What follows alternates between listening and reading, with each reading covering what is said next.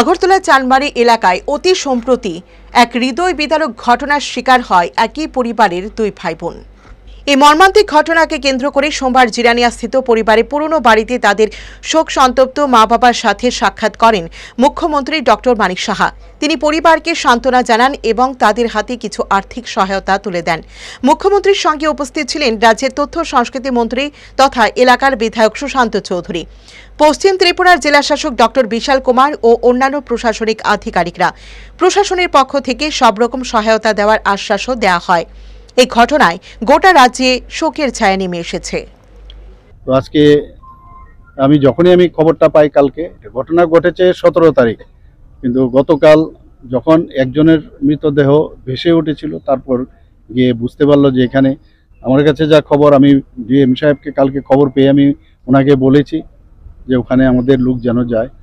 তো এসডিএম সহ অন্যান্য আধিকারিকরা সেখানে পৌঁছানোর পর সিসিটিভি দেখে তারপর কিভাবে কি হলো একটা রিপোর্ট এখন প্রাথমিকভাবে আমার কাছে একটা দিয়েছে।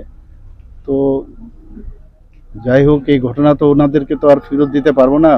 বাবা হচ্ছে এখানের কৃষ্ণ দেবনাথ বাবু, ওনার সাথে আজকে দেখা করলাম আমরা।